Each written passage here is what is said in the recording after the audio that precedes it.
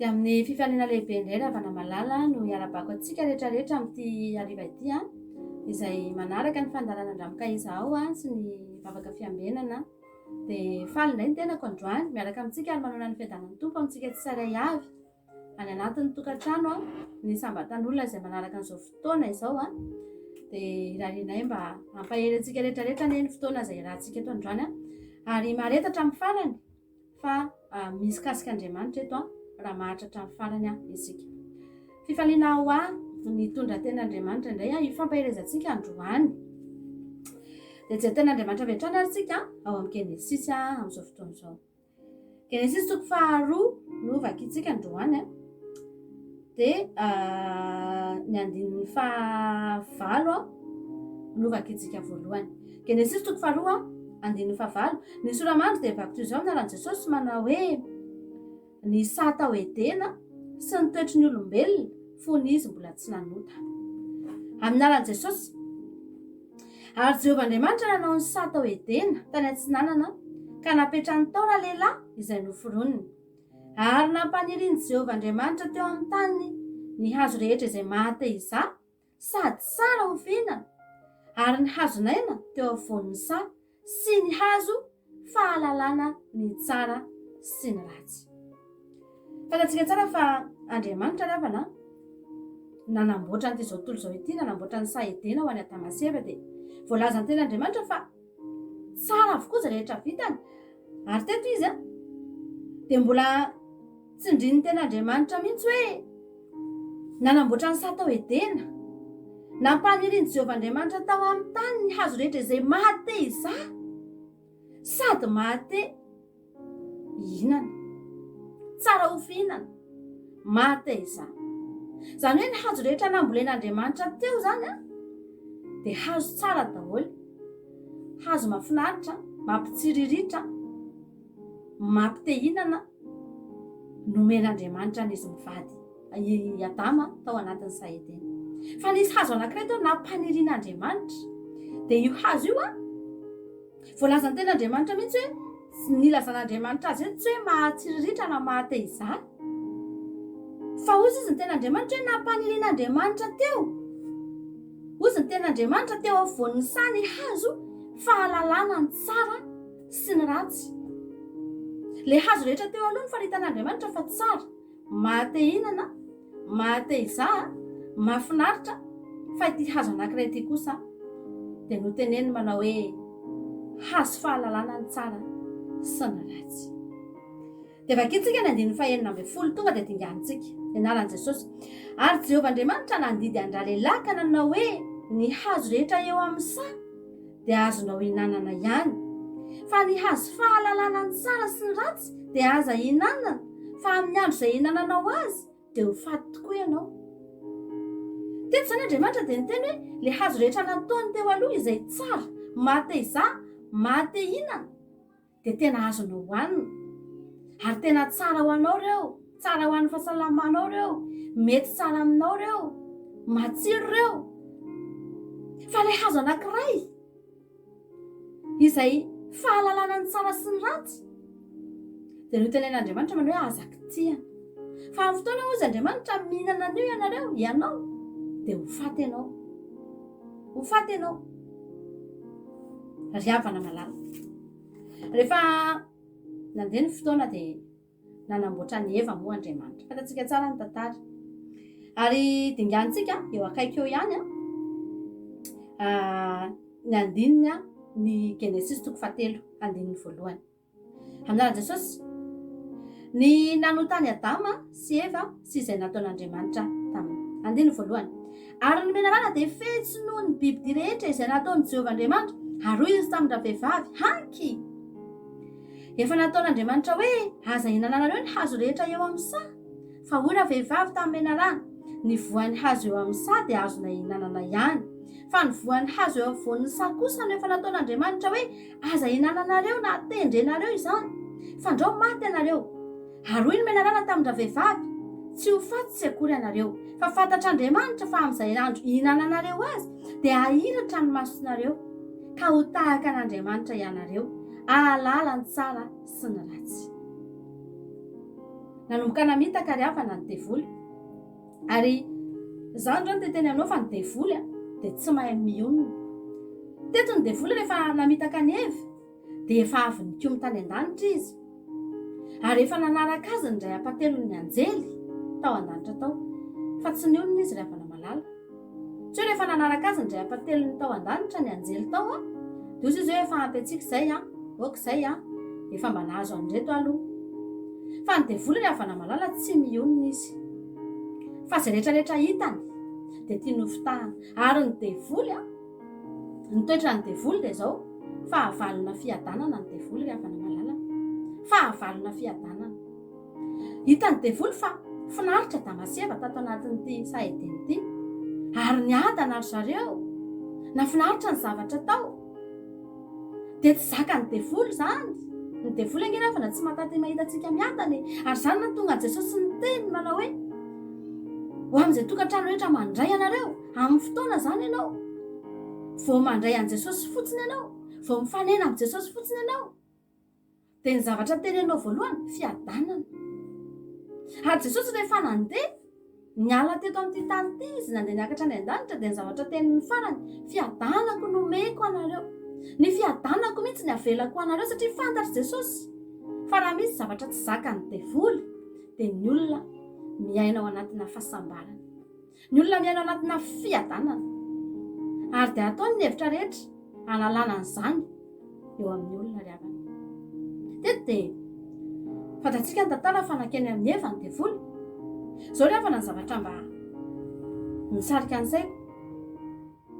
Fantatry nampahafantan'Andriamanitra ny Adama ary nampita ny Adama tamin'ny Eva fa io hazo io dia fahalalana ny tsara sy ny ratsy io. Ny fanontaniako dia izao, tamin'io fotoana io ve, talohan'io fotoana io ve, efa nahita zavatra ratsy ve ry havana Adama sy Eva? Efa nahita n'izany hoe zavatra ratsy teo amin'ny fiainany ve izy nanomboka tamin'ny fotoana namorona an'Andriamanitra azy?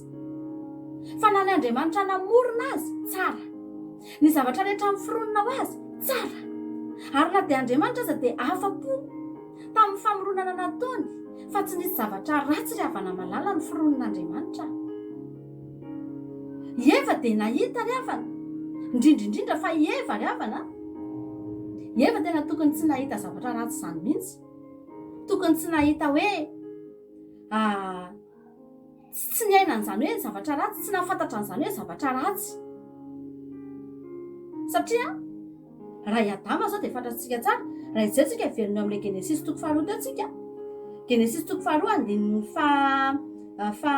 valo ambin'ny folo, ozy ny ten'Andriamanitra hoe ary Jehovah Andriamanitra nanao hoe tsy tsara raha irery raha lehilahy, dia hanaovako vady sahaza ho azy izy.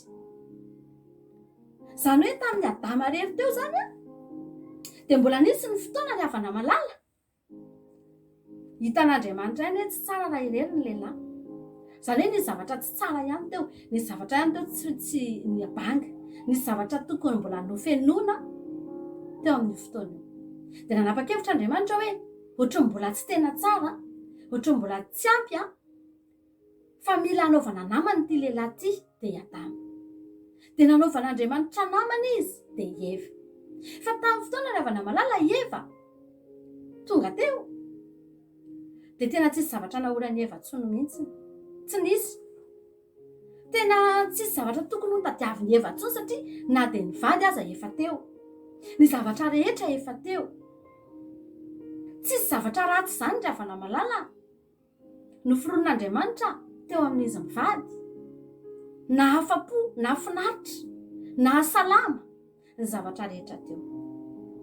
Fa izao ry havana namitaka ny menarana, ary ny menarana dia miteny manao hoe amin'ny fotoana ianareo mihinana an'io dia ahiratra amin'ny masonareo,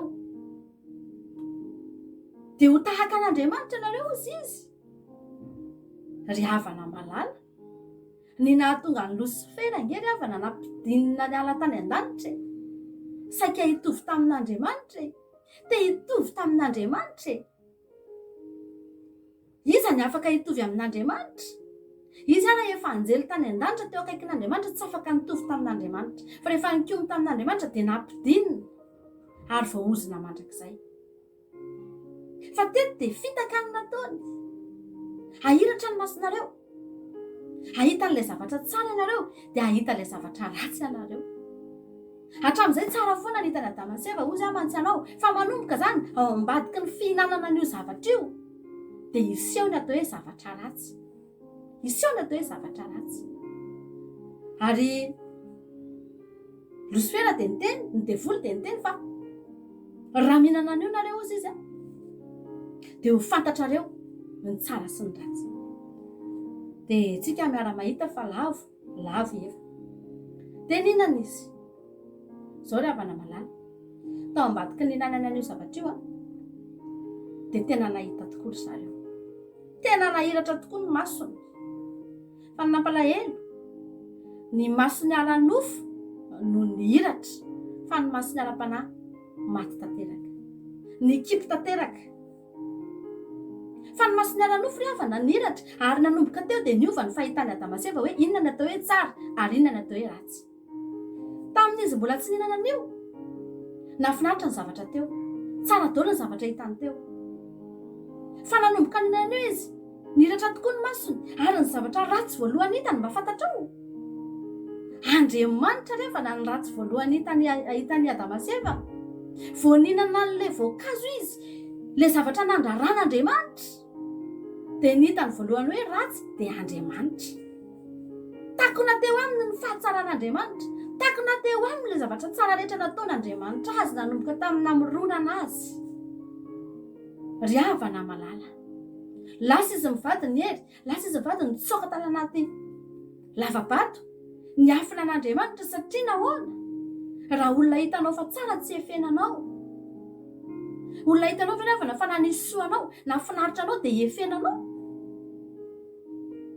fa nanomboka teto dia nivadika ny tantara lasa ratsy ny fahitana an'Andriamanitra ary izay raha teo no tetiky ny devoly ry havana malala dia tsotra fotsiny ny anazy izay ataonao eo tsy maninona fa zao fotsiny aza manaiky izay lazain'Andriamanitra ianao dia ho fahafalin'Andriamanitra aza manaiky izay lazain'Andriamanitra ianao dia tsy ahita mihitsy fa tsara Andriamanitra teto angera havana izay fotsiny ny tanjon'ny Losifera nandahan'ilay tenin'Andriamanitra lefa ndavana n'ilay zavatra nytenenin'Andriamanitra ny tanjony fa rehefa nandaha fotsiny Adamaseva hoe Andriamanitra ny teny fa aza hoanina fa izy miteny hoe hoano dia afa-po ny devoly tafasaraka tamin'Andriamanitra ary nahita fa ratsy Andriamanitra izany rano teteny amintsika rehetrarehetra ny olona ninona mety antsika ataon'ny olona mety mivavaka ny olona mety manao asan'Andriamanitra ny olona fa raha mbola manota ny olona ry havana malala raha mbola mihinana an'io voankazo io ny olona dia zao foana ny zavatra teneniko anao tsy ahita fahatsaran'Andriamanitra izany ny olona raha mbola mandaha izay lazain'Andriamanitra ny olona dia tsy ahita ny olona fa tsara Andriamanitra tsy ahita ny olona mety miteny fotsiny ny olona satria voasoratra tanaty baiboly milaza ny mpanompon'Andriamanitra rehetra fa tsara Andriamanitra fa tsy tena miaina an'izany ny olona satria ny masom-panahin'ny olona dia mbola tako n'io fihinanana an'io voankazo voanary izany rano teteny aminao raha hita Andriamanitra tena tsara ianao dia aza mikitika an'io intsony ianao elao ny fahotana ry havana ekeo Andriamanitra ekeo ny tenin'Andriamanitra ry havana malala fa tenin'Andriamanitra nge ry havana no namoronana an'ireo zavatra tsara rehetrarehetra hitany Adamaseva mbola tenin'Andriamanitra nge ry havana malala no namoronana na dia Adamaseva azy fa tsy nametraka importance an'izany tsy napetraka eva ny valeur an'ilay tenin'Andriamanitra izay namoronana azy tsy tao am-pony ilay izy tsy ngeza be tao anatin'ny fony ilay izy hoe Andriamanitra ty nge namorona anay tamin'ny alalan'ny teny dia tenin'Andriamanitra ihany koa no ny teny fa aza mihinana an'io dia tsy nasiny vidiny ry havana izany rano teteny amintsika rehetrarehetra ny tenin'Andriamanitra rehetra asio vidiny raha te ahita fahatsaran'Andriamanitra ianao aza tsopotsoponinnao fotsiny fa asio vidiny nanomboka teo ry havana dia tafiditra ny ozana, tafiditra ny fahafatesana, na dia tsy mbola teo ny eo azy lasa nety maty Damaseny. Ary nanomboka teo dia nisy fotoan'Andriamanitra tamin'ny andron'ny Noa dia nanenon'Andriamanitra, disy fanantenan'Andriamanitra satria nitombo be le fahotana, lasa niabe dia be le fahotana. Ary nefa rany dia nampidinina teto Satana, tahaka ny lasa ohatrany hoe Andriamanitra tamin'ny voalohany tompon'ny fahefana rehetra teto, anazy ny zavatra rehetra teto ary izy mihitsy no nitsangatsangana teto amin'ny sahedenan'izy mivady tamin'ny voalohany. Fa rehefa taty aoriana dia ny devoliny lasa tonga eto. Fa zao ry havana, tsy adinon'Andriamanitra no mbola nanome antsika an'le teny, le teny feno fahatsarana, le teny feno famoronana mahafinaritra, le teny nahitany Adamaseva zavatra tsara tao amin'ny sahedena, namoronana na dia izy azy mbola tsy adinon'Andriamanitra no nanome an'iny, na dia efa nalatsaka teto aza Satana ry havana malala. Tamin'izany fotoana izany, voankazo voarara anankiray no tsy nasen'Andriamanitra no hanina, ary nandrara Andriamanitra hoe aza mihinana an'io nareo fa ho faty. Fa amin'izao fotoana izao indray ry havana malala, misy voankazo anankiray, haleloia, ataon'Andriamanitra eo afovoan'ny eto ampovoan'ity zao tontolo izao ity, dia ny Baiboly. Ary Andriamanitra mihitsy indray no miteny hoe mihinana, ho any io, ho any daholo io, fa ao anatin'io, ao ambadika io misy vitamine ao, misy calcium ao, sakafo complet io, feno io ry havana, misy ny zavatra rehetrarehetra ao anatin'io.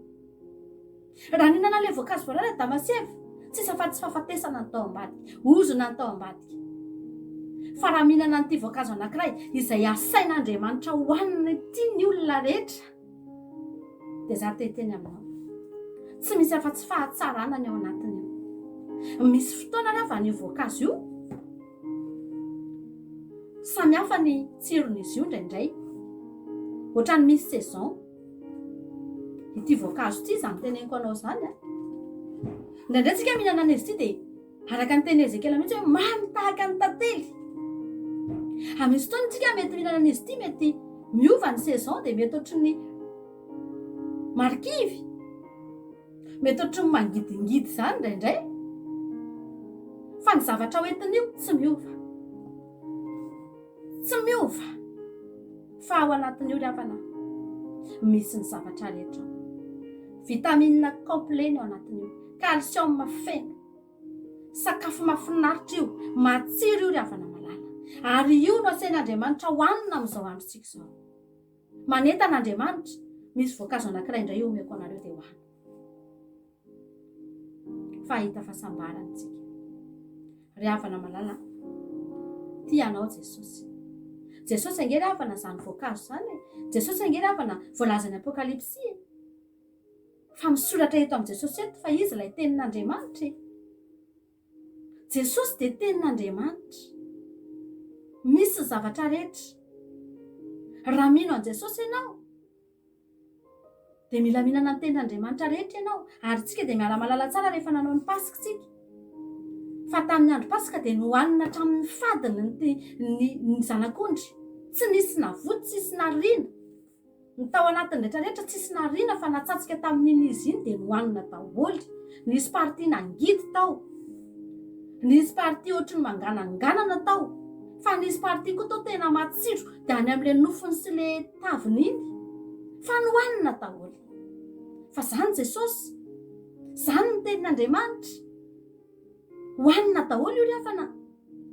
Fa amin'ny fotoana ianao mihinana an'io dia ho hitanao fa ahita ny fahatsaran'Andriamanitra ianao. Mino fa nampahery antsika izay tenin'Andriamanitra izay dia voninahitra ny eo an'Andriamanitra irery ihany dia misaotra antsika rehetra nahatrany hatramin'ny farany. Haleluia, amen.